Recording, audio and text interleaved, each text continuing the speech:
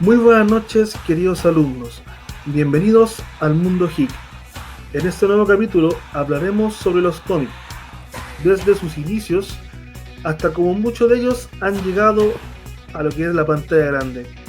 Dentro de esto podremos entender en qué se basa la época de oro y además contar cuáles son las diferencias entre Marvel y DC Comics, además de poder saber fechas relevantes en cuanto a los próximos estrenos de películas de este maravilloso mundo del cómics. ¡Comencemos! ¿Qué es un cómic? Todos en algún momento de nuestras vidas hemos leído un cómic. A pesar de ello, y aunque no lo creamos, el concepto es difícil de definir. La mayoría de las personas van a decir que se trata de criaturas impresas y estarían por supuesto en un error. Y es que el cómic, culturalmente, tiene un sinfín de connotaciones negativas que lo tachan de un medio de expresión infantil, mismas que nos complican su definición. Tal vez por esta ocasión sería más fácil comenzar a decir lo que no es un cómic. Vamos a comenzar tirando el muro más alto. Los cómics no tienen que ser necesariamente criaturas. La manera más común de hacer un cómic es con criaturas, pero en realidad cualquier tipo de imágenes pictóricas podrían servirnos para hacer uno. Pueden ser fotografías, pinturas, etc. Solo falta que estén ordenadas de manera secuencial, es decir, deliberadamente, una después de la otra y que a través de eso nos digan un mensaje. Vamos a tomar un ejemplo de los cómics mediante lo que fue Mainstream, como G-Troop Go de DC Comics, en donde cada panel es realizado con un realismo impresionante. Podemos irnos hasta las pinturas de Max Ernst, un pintor dadaísta que contaba historias por medio de imágenes secuenciales como La mujer de 100 cabezas. Max Ernst, por cierto, dudó que supiera que lo que estaba haciendo era un cómic. El cómic no es una forma menor de literatura, es decir, no son libros con dibujitos. A pesar de que los cómics tienen que transmitir un mensaje, no es necesario contar con palabras para que sea un cómic realmente. Un cómic tiene más que ver con las artes plásticas y con la literatura, ya que las imágenes pictóricas de un cómic no podrían existir si es que no aparecen dentro de aquello. Ahora, como comenté, la palabra cómic regularmente tiene una connotación infantil, pero dicha concepción es falsa. Ciertos diagramas utilizan el formato del cómic, aunque no lo sepan, para transmitir su información de manera más efectiva. De hecho, durante la Edad Media, ya que gran parte de la población era analfabeta, el cómic era usado para transmitir noticias y para anunciar cuando colgaban a alguien. El cómic, así como la música, la pintura o el teatro, simplemente es un medio de expresión, una manera de transmitir un mensaje. El mensaje será responsabilidad del autor mismo, entonces podemos concluir que la diversidad de los mensajes es infinita. Puede haber cómics de cualquier tipo. Cualquier cosa puede hacer cómics, ya sea en este caso como cómics de vaqueros, de romance o de superhéroes. De hecho, un cómic ni siquiera tiene que contar una historia. Puede ser explicada mediante los pasos a seguir, como por ejemplo armar una casa de campaña, crear una maquinaria, etc. Aunque como dije, lo más común que a muchos de estos cómics los llamen diagramas, así como un cómic no necesariamente tiene que ser algo infantil.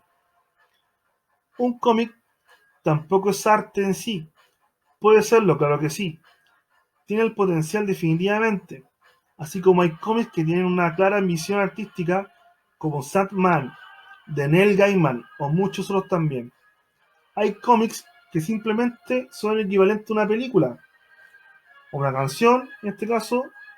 La cualidad de arte se le dará si el mensaje cumple con ciertos requisitos estéticos, no por el simple hecho de ser un cómic.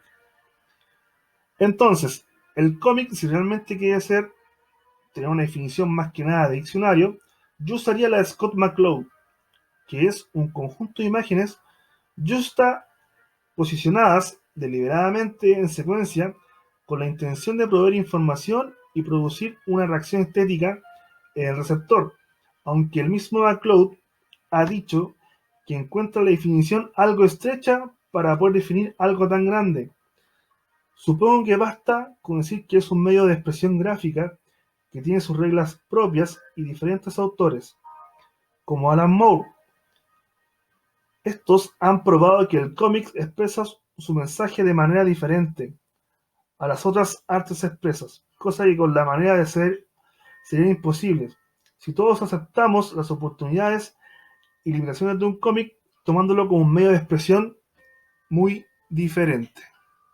Bueno, después de haber escuchado en este caso qué es lo que son los cómics, cómo se crean y cómo se llevan a cabo dentro de lo que es el mundo, a continuación vamos a dejar un pequeño reportaje en el cual muestra cuál fue la época de oro de los cómics y cómo se han llevado a cabo desde su creación hasta lo que es hoy en día. A lo largo de la historia, los seres humanos hemos necesitado creer en héroes, seres asombrosos que encarnen todas aquellas virtudes que las sociedades consideran dignas de admirarse.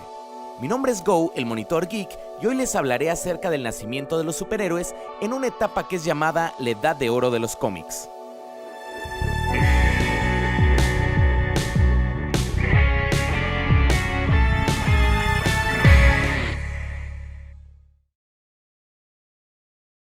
La Edad de Oro de los cómics fue una etapa de la historia en donde el mundo fue testigo del nacimiento de los superhéroes, esos personajes superpoderosos que salvan al mundo en mayas. Pero eso no es todo. La Edad de Oro de los cómics también vio por primera vez el formato que sería conocido como el comic book. Y es que antes de esa época, todos los cómics aparecían regularmente en una sección de los periódicos los domingos. Debido a esto, los escritores tenían poco espacio para contar sus historias. Todo cambió cuando una compañía pequeña llamada National Allied Publications, que después sería conocida como DC Comics, comenzó a experimentar con este formato del comic book. Pero su verdadero éxito comenzó cuando sacó a la venta en 1938 el Action Comics número 1, en donde aparece por primera vez el personaje de Superman. Superman fue un éxito masivo e instantáneo. Entonces, DC y muchas otras compañías intentaron replicar su éxito utilizando esta misma fórmula del superhéroe.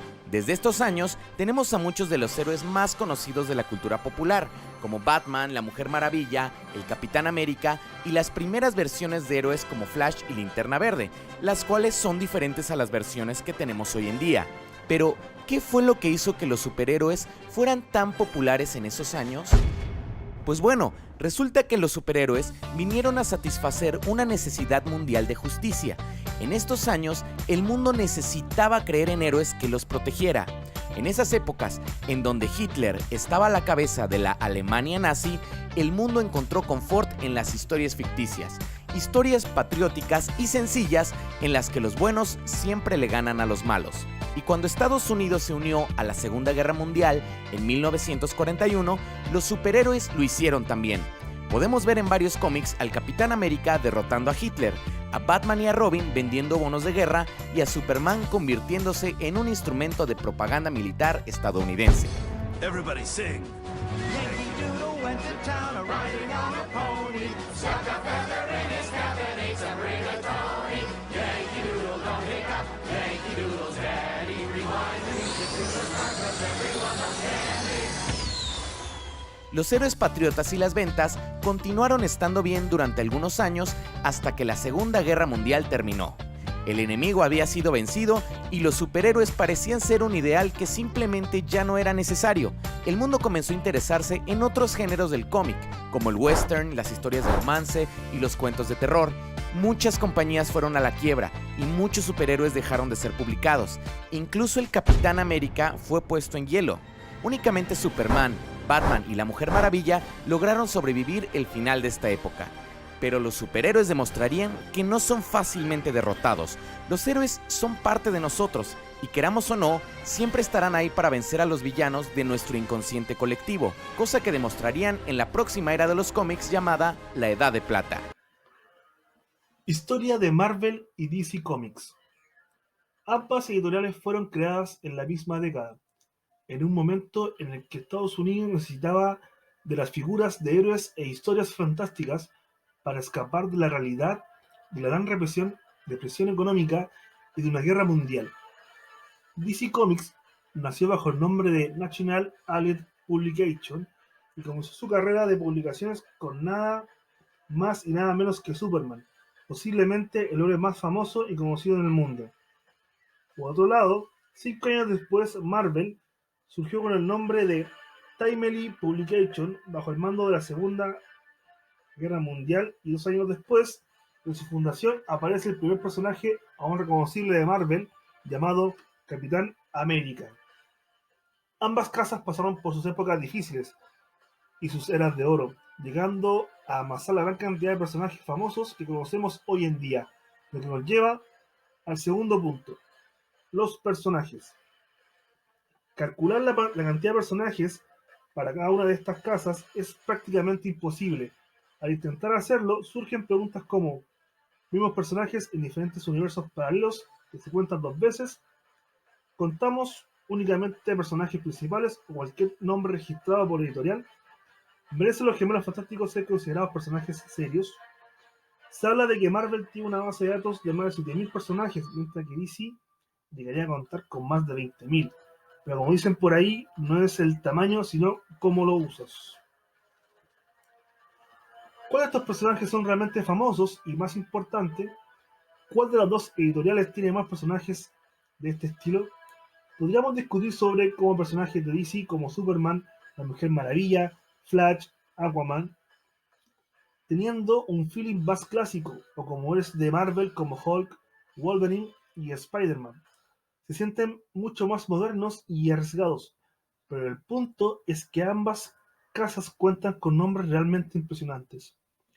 Quizás podríamos argumentar que los héroes de DC Comics fueron mucho más conocidos por mucho tiempo debido a que dibujos animados como los Super Amigos, y que Marvel apenas ha ganado verdadera fuerza luego de las propuestas cinematográficas de los últimos años, lo que nos lleva a lo que es la expansión.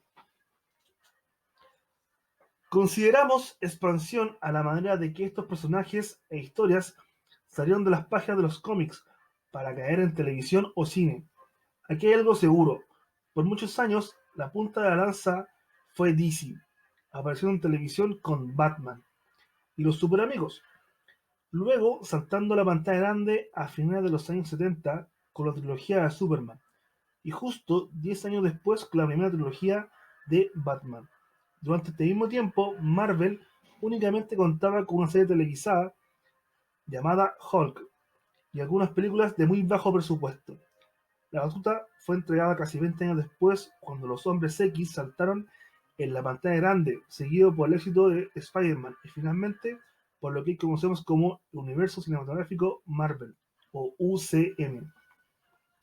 Obviamente, ambas casas han tenido desastres en taquilla, como por ejemplo Linterna Verde de DC y Daredevil de Marvel, ambas alimentando el odio de millones de geeks hacia Ryan Reynolds y Ben Affleck. Atención, Deadpool y Batman. Hoy en día, el universo cinematográfico tejido por Marvel es algo nunca antes visto en el cine, trasladándose a la televisión y de vuelta a los cómics. DC planea hacer lo mismo en los próximos años y sinceramente esperamos le funcione. Igual que antes, esto nos lleva al siguiente punto, que es la continuidad. Solo teniendo en cuenta la inmensidad del universo cinematográfico de Marvel y la manera en que este salpica la televisión y los cómics, vamos como esta casa lleva una gran ventaja a ojos del público sobre DC. En fin, ¿vieron que no es nada fácil compararlos? Siempre tendremos alguna película o personaje favorito y por ende preferiremos alguna de las dos casas editoriales. Pero es justo decir que ambas se pelean fuertemente el primer puesto. Pero lo prometido es deuda. El título del artículo propone resolver la eterna duda que, evaluando diferentes variables y calculando la situación actual de cada una de las compañías, a continuación el veredicto. En cuanto a lo que es historias, bastante parejas, aunque por sentido clásico es lógico darle ventaja a DC.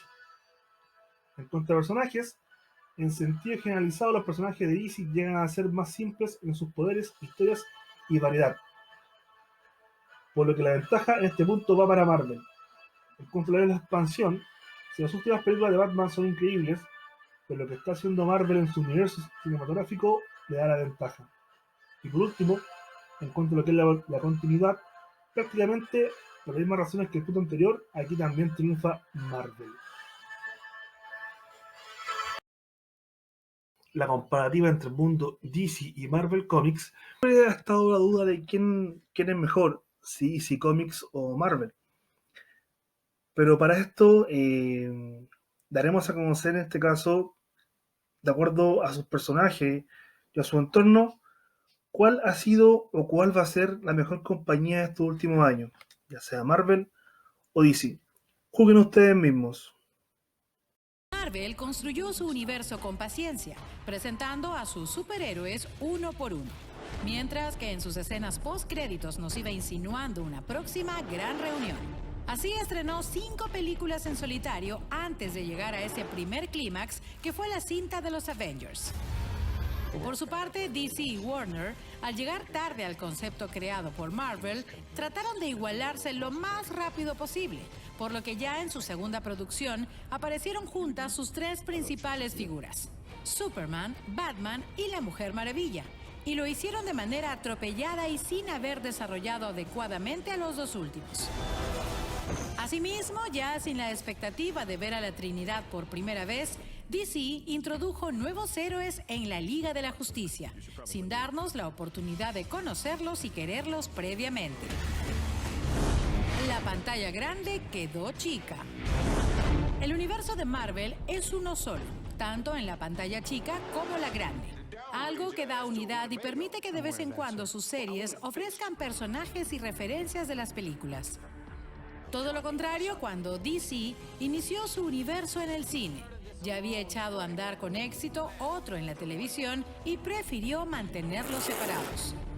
Esto, más que sumar, parece haber restado, generando fastidio y confusión. Es así que tenemos varios personajes de DC por partida doble, entre ellos pesos pesados como Superman y Flash. ¿Acaso es posible que un fan de la serie de Flash se sienta identificado con su versión cinematográfica? Los malos tienen que ser buenos. Si bien no todos sus malos han convencido, las cintas de Marvel nos han dejado varios villanos de antología. Mientras que en los films de DC, este siempre ha sido uno de los puntos más flojos. Por ejemplo, con todo lo buen actor que es, el joven Jesse Eisenberg no fue la elección más adecuada para un antagonista tan importante como Lex Luthor. Y ya mejor ni hablemos del aburrido y demasiado digital Steppenwolf, que no estuvo a la altura. Hay que tenerla clara. Con ciertas variantes en cada film, Marvel siempre ha tenido clara su fórmula, en la que destacan la acción y el humor para toda la familia, pero sin ser demasiado infantiles. Al inicio, DC intentó diferenciarse con una propuesta más oscura, pero como la taquilla no fue tan auspiciosa, la Liga de la Justicia pretendió tener más chistes e hizo de Flash casi un bufón, todo lo cual se sintió forzado.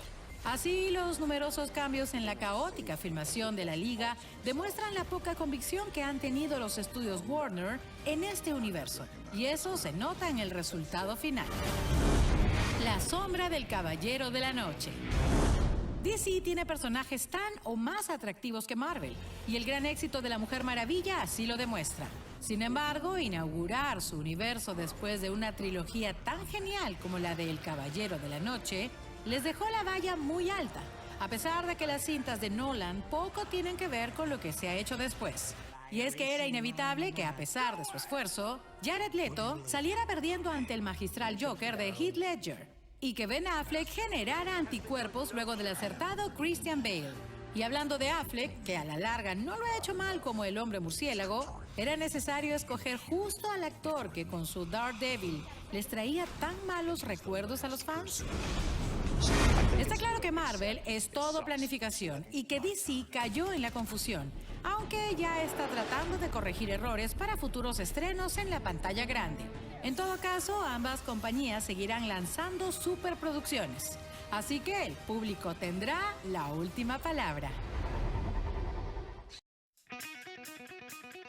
Les quiero dejar una pequeña guía de los próximos estrenos para este año 2020 y 2021, y lo que está en este caso esperando el visto bueno para ser creadas.